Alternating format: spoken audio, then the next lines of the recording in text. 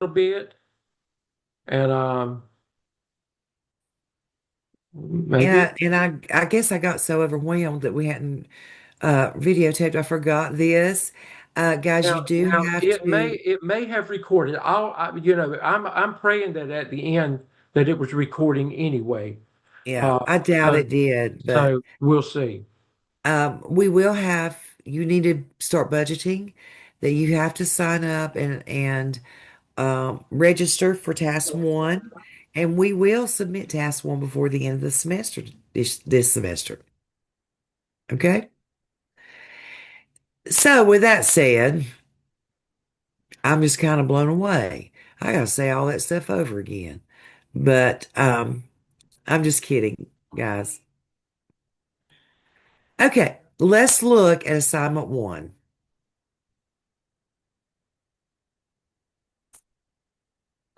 Again, here's your description and the rubric.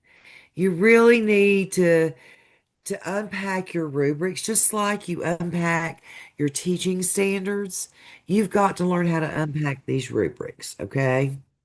So I'm not going to worry about this right now. I'm going to go on down, and I told you I would do this. Again, we encourage you to start writing your introduction to your school. So here's what I would do. As first, I compared overall school performance. Um, and so if I were going to put this in the appendices, I would not say that. Um, I would delete that. Bef- First, I compared overall performance grade scores um, from 2022 through 2025. And now I can't type well, but particularly when I'm trying to do this online. And I'm going to say C Appendix A. My first entry is always A. Okay. Period at the end of the sentence. Then what I do is I take this out of the body of my text, and now I'm going to go all the way to the end, and I'm going to have first, I will have a reference section. References always come first. Now, you're not going to have a big reference section because, you're going to reference your school report cards, but references come first, And and it's bold faced. it's bold, and then you come down, and the next thing you will see is appendix. And note, references was centered, and appendices is centered as well. The title is appendices, Dr. Revis. They're centered, but all other headings are aligned to the left in the body of your work. If you would have, headings, they wouldn't be centered. Only references and only appendices. And then your first reference entry would be Appendix A, and then I'm going to put that in there. Now, I no longer have a figure number. I take that out, and that needs to be double spaced. I'm not double spaced right there. Um, I need to do that, and I think I do that right here. And I think also all this has to be centered. It does. So you'll have to pull this over. I'm not going to take your time up to figure that out. So that's how you would do it. Okay. The next table that I present is, I'm sorry, I'm getting dizzy, would be figure two. Well, instead of saying figure two, you are going to say see appendix B. It becomes B. and the next one would be C, and so on. Okay. So, any questions on assignment one? I hope by now that you've completed your introduction and that you have located and started collecting and gathering your data by this week. Rev, stop share, and then let's ask Jody. We'll answer your question in just a minute. How many, by raise of hand, how many people have already started on assignment one? You've begun your introduction. Good. That looks good. That looks good. Thank you. Jody, you have a question? Yes, sir. I just wanted to be clear. So when we're doing the appendices, every table is its own page. Yes, that's the way And we're then, going to. Yes. Now, technically, that may not be correct to APA, but we are going to do this with the priority and goal in our mind is that we're going to take those out and lift them for our NCPPA. That's why we're doing this. So every figure is going to be on a separate page. Yes. and is there a certain way that each of these tables should be formatted? Like when I'm looking at that example, they look so small and some of my tables are large. That's No, fine. it's fine. Okay. Large is better than small, I think. Mm.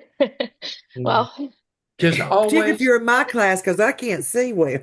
and just okay. remember, whatever you do, try always give it the most professional look that you can give it when you put it in there. That should always be, your aspiration is to make it look professional. Jara? Okay.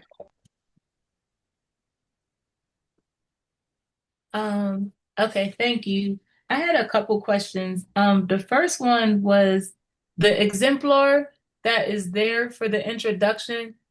I kind of followed that to the T. Should I be doing that as far as the format? Like I noticed that they even mentioned like the school motto, so I researched and tried to find that. Should we follow everything to the T? Well, now it depends on how close your T is. Okay. You don't want, you've got to run it through, turn it in. So you don't want it to hit on the similarity report to this. Um, it needs to be in your own words. As far as the order in which you present your data, yes, you can use that. That's what Okay. that's for.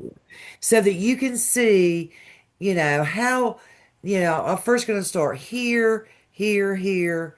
Yeah. But, the words all need to be your own. Okay. But Yes. y'all always remember when we give you exemplars or examples, that's exactly what they are. So And they're not always perfect.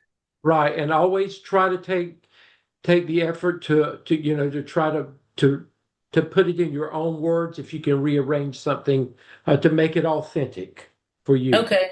So yeah, so I just was looking paragraph to paragraph to kind of Yeah. see what was the contents in the paragraph and then find my own That's information and write exactly it my way. that's perfect. And you should That's be okay perfect. That's then, exactly Jara. what you need to do. You should be Okay. okay then. Allison? Um, one question I had, I think there's a and I can't remember now where I found it. There was a Word document for assignment one that had a little bit more information versus the Google Doc version that's linked in the agenda.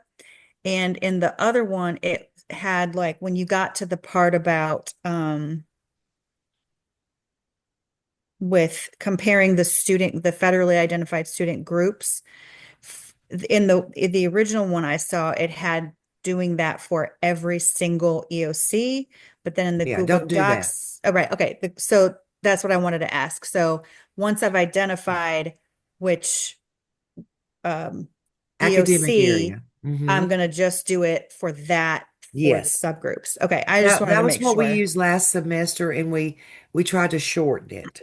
And so Okay, use your Google Doc version. You only have to go digging for your group data, target student group data, with in your academic area that you've identified. Okay? okay. And then part two of that question on on the exemplar, it includes the subgroup of 2+ races, but on any of the data that I found from my school, that's not been included. So That's fine. Okay, just want to make sure. Yeah, if you don't have those student groups, and you may not, if you're in a small to mid-sized elementary school, you may not have but 3 or 4 federally identified groups of students, and that's okay. You just talk about it in your narrative. Those are all the federally identified student groups we have. Okay, Amanda? Hi. Okay, so I just want to clarify. I have 7 figures. In the last figure with the demographics in there, they have it in the exemplar. It's the very last one. Like when you pick the area you're targeting and then you do the demographics and the data for that. Some of ours came up with insufficient data because we didn't have that demographic to it. So do I just leave that box empty? Like I was looking at our district one that I was looking at and comparing that with which they print out and give to the principals based and then comparing that to the school report card and just kind of looking at them. And I noticed on the one the district prints out, they put, insufficient in there, or do we put insufficient or do we just leave it blank? What I would do is in my narrative part, I would say the federally identified groups of students at my school are. I would just Okay. put it in there, and then I wouldn't even mention it. All right, perfect. Thank you. Melanie?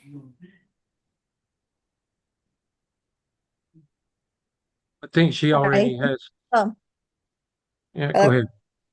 Go ahead. oh, sorry. Um, I just want to make sure I'm wrapping my head around the process. So this may be a really silly, simple question, but so to be clear, we are creating assignment 1, and then each assignment we do over this course becomes task 1, which gets sent off as a part of our portfolio, and that's what provides us with our um accreditation or whatever you would call it, certificate. Yes, that you've got the main idea, okay? Okay. Now, you're not just gonna copy and paste assignment 1 and put it in task 1, okay? You can't do that. But Okay. you will pick and choose different pieces of information to put in task 1. Okay. Does that make sense? Okay. And we go and we'll we do that at a certain location. Sorry. We'll we'll tell you when to do do it that. all. You don't worry about that right now, okay? Don't worry about that now. We'll Okay. guide you when that time comes, okay? Okay. Thank you. Jara, did we answer your question? I had one more. Thanks. For when I started looking at the data, I was able to find the NC report cards, but I believe it only carries me through 24-25 school year. Is it okay if I found something like the US News report, and it gave me some information for 2026. I didn't know if I should use both See, or just stop. 2026 is not going to be there yet. Dr. Revis, can you bring your agenda back up? Sure. So I think what you're saying is, um, here's a hot link to NC Yeah. School report cards. Right. And we were going to point that out anyway. All of you, if you're in South Carolina, you need to go to that hot link and familiarize yourself with your school and your district before next week. And you use it in assignment 1 in North Carolina the same way. And I'm just going to pick, happens to be the school district that I'm on the school board. I'm going to pick, now this charter school, of course, is not part of ours, Fletcher Elementary School. So that's where I teach. All right. And this report card that comes up is your latest report card. All right. But you go right here and you can go back to 2022. That's as far back as you need to go. All right. So you just toggle between, I'm getting here. Um, there's performance history, growth here. I'm not going to go through that because you can see that. But that link gets you where you want to go, and then you can toggle between the years. It takes a second, but it will change. Does that answer your question? But there Yes. is no 26 data. Okay, yeah, because I pulled it from something else and I would guess that it would be incomplete. So I'll Yes. just throw that out and just go back to the I would report. I would just say stick with your state report card data. Now, somebody emailed me and said that what they got off the state report card data didn't match something else they were using, another resource. And I said, well, just pick one resource and note where you got it in your narrative and stick with it. Don't change between different databases. But your report cards should have everything that you need, I think. And who was it? Christine just put some information in the chat box, so everybody look at that and copy that. That may be helpful for you as well. Thank you, Christine.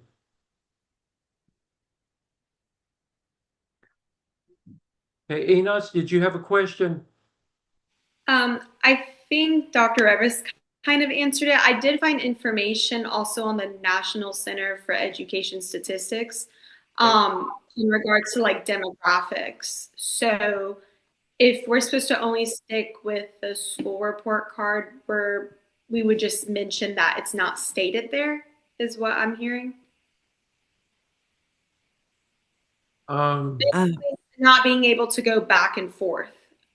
You can't just switch between two databases. Okay. Pick one and stick with it. Okay. And the most familiar one, particularly the ones that your evaluators are going to see, would be the ones, your school report cards. That's what I'm saying. Okay. Did I answer your question? Okay. And Dr. Revis, there was one more thing. They've got to know about their reading assignment from the textbook the next week. Yes. On your agenda, the last thing that we're going to ask you to be prepared to do is your reading assignment, which is chapter 1. The hero is the data. You want to talk about that a minute, Dr. Stedman? Yes, first of all, this textbook is aligned, stop your screen share again, Dr. Revis. Okay. And how many of you who does not have their textbook yet? Has everybody gotten their textbook? Mine will be here tomorrow, Dr. Okay, Stedman. got it. So everybody, okay, so you'll have time. But anyway, data rules. It's a very practical approach to how to gather data, how to interpret data, how to use data. Very, very practical. So we're going to take it chapter by chapter, just like we're doing the standards. We're going to take it chapter by chapter. And your first responsibility under data rules is to look at the preface, read the preface, and then you may want to, and then go into chapter 1. The hero is the data. And then Dr. Revis will take the lead on this next week. And what we want you to do is think about when you're reading this, what is your one big takeaway? What is your one big takeaway from that? And we will have some Dr. Revis will figure out how we'll figure out how we're going to do this.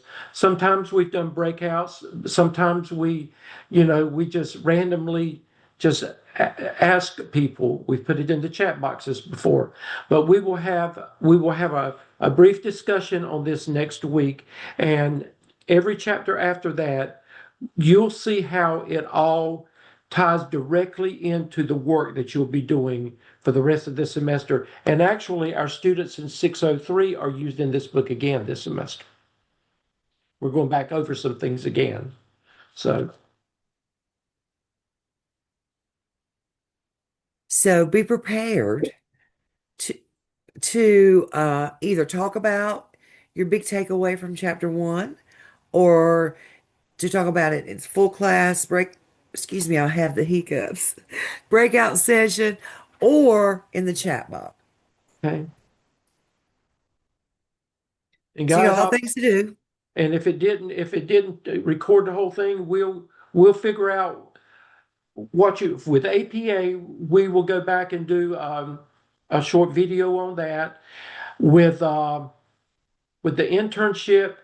The internship is pretty much self-explained because I just went through the documents. So we'll be talking about that again. We probably won't do that. If you have any questions, you can ask us, and we'll reiterate some things next week and give time for you to ask questions. But look at the 3 documents and just understand those. And then if you have any questions, then we'll address them. But the key things, the APA especially, assignment Is that the 1. thing you want a recording on, guys? APA stuff? I think that was the one thing that they didn't get, that they didn't possibly record. But the other stuff, I think you'll be okay. And then it picked up everything on assignment 1, so that will be a partial recording that comes in. So I think you're going to be okay. We're not going to let you not be okay. All right, so if you have questions, yes, by all means, if you're in my class, email me. If you're in Miss Dr. Stedman's class, email him first. I would rather you not email both of us together because that ties us both up. And if you're in my class, Dr. Stedman always kind of defers to me first. Excuse me. So if we could just do that, I think it would solve a Right. lot of problems Right. or be a time saver for us. If you need to talk, just have to talk to me or Dr. Stedman, you can. But, try to dig it out a little bit. Okay. And we'll get that video redone on APA. And guys, it won't be this long every week. I promise you that. But we did have some things that we felt like we needed to get clear. And I'm not going to promise you next week won't run over a little bit, but we should be, after that, we should be getting back into around your hour time. If you don't need anything else, you can sign out. We'll answer any questions that we can. Danielle, you have a question, but if you need to leave, you're perfectly okay. Yes, I just had a quick question. So Okay. I understand for the sake of the North Carolina PPA that it counts the graphs as a part of your paper. But I've started and I feel like my graphs drive home what I'm saying in the narrative and it needs to be in the paper. Is it okay for the sake of assignment 1 to just leave it in the paper? Yes, it is. Okay. It is. Okay. But if not, if that's something that we're going to be called out on, I don't mind moving it. Well, the only thing, Danielle, when you have to put it together to submit to NCPPA, it's going to say you only have 1,000 word count or something like that, and some almost 1,500 word count. All of that, every little thing is going to count as part of your word count, and it's going to cause you problems then. Okay. It won't cause you problems now, but it'll cause you problems then. I mean, Danielle, you're right. It is correct to do what you're talking about. But Right. we're just, excuse me, trying to save you some time later on. Okay. I heard someone else say earlier they had like 7 tables, and I've got a lot of tables too. But Okay. I can rework it and slide them into the appendices. And I it'll think serve you'll the same purpose, Danielle, I promise you. Okay. Okay, Thank you. Brooklyn? Yes, mine's more of a technical question. I just discovered that the email was sent for us to contact, get scheduled up with our supervisor. And I didn't get that. I went back to the day and time, and I'm not sure what the glitch is. Has Um, has everybody but else I in just don't Dr. want to. Stead has everybody else in Dr. Stedman's class received an email from Dr. Neal, Neale? Okay. So there is an oversight somehow, Brooklyn. Okay, Okay, so, it so, might be the spelling of my name. I get that often. I just don't want to Brooklyn, be missing emails and information. your well, name is on the email. I don't know if it's misspelled or if it's the incorrect email address, but your name is on there. Can you see her email? What email she's got? Let me pull it up. I'm sorry. Let's see. Thank you, Jessica. Sure. Um, B Foster 11 at Gardner-Web edu. Yeah, that's it. Came Can you forward in. that? Can you forward that, Jessica, to her? Absolutely. And Yeah, no problem. and somebody sent it to me. Christine Mitchell. Jessica, send it to me too, please. Yes, sir. Christine Mitchell sent it to me, I think. Okay, but still send it to me, Jessica. I just sent it. Thank you. Sure. And I was Brooklyn, able to sign up and everything, but I'm just concerned that I didn't get an email. And Oh, okay. All right. that makes sense. Enos, did you have another question? Yes. Mine's regarding something I received from Dr. Lisa Barnes, the Stakeholder Community Involvement Plan. Is that located on our calendar as well for when those Zoom meetings are available? Because it was Okay. Dr. Barnes is with us. Yes. Okay. So, Enos, I think that what has happened is that you have registered, you've been registered for a different class along with this class. And so Dr. Stedman, Dr. Revis, and Dr. Stone are going to have to work to get that corrected. Because you're currently listed in our other class, which is a 604 class. Okay. And then you're also listed in this class. But Enos, you had an issue with registration because you already have a master's degree.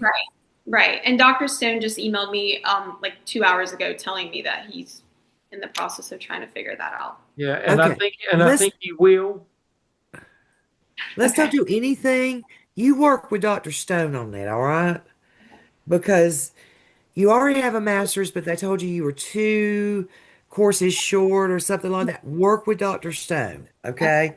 But we don't know anything about that. Okay, thank you. Now, Dr. Barnes does, obviously, but we don't.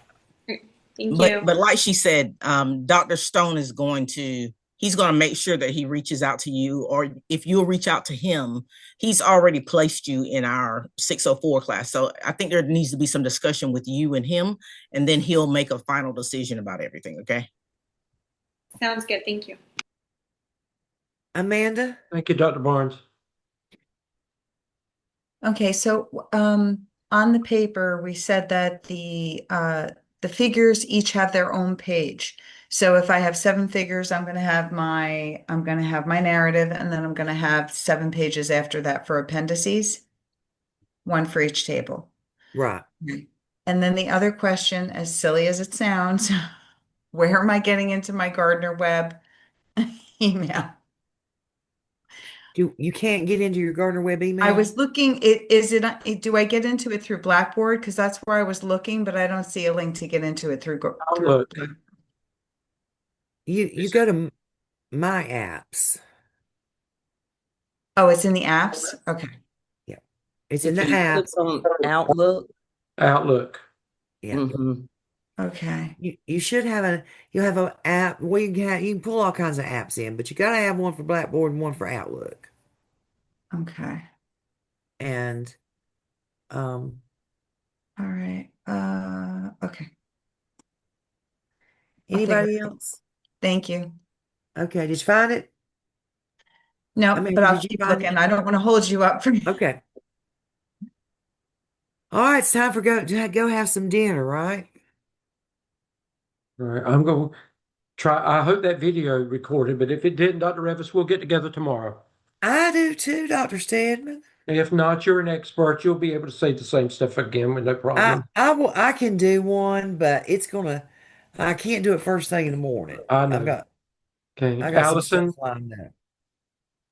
Sorry, this is more of a kind of like a what if next week because of the weather possibilities. I mean, if should we just assume we're going to meet in Zoom unless there's some Yes, ma'am. messaging? Okay. At this point, nothing has changed. Yeah. Okay. Yeah, and again, it's just a what if. I Right. just wanted to Yeah. be prepared. Yeah, we've never canceled class that I know of, No. even during Helene, and it was horrendous in several areas of the state. We went along, class went right on, didn't it? Yeah, it did. Kamisha? Yes, I put it in the chat box, but at the beginning of class, a message was shared about the no contact notice from Dr. Stone, and Brown was up there. I don't know if there's another Brown, but I did receive an email from Dr. Neal, and I added my name on that spreadsheet. Okay. That was for Kimberly Brown. Okay. Okay. That makes sense. That makes sense why you are with Dr. Neal. Okay, thanks, Kamisha. No problem. Okay, guys. We'll see you. Okay, bye-bye. Have a good week. Stay warm. Okay. Stay inside.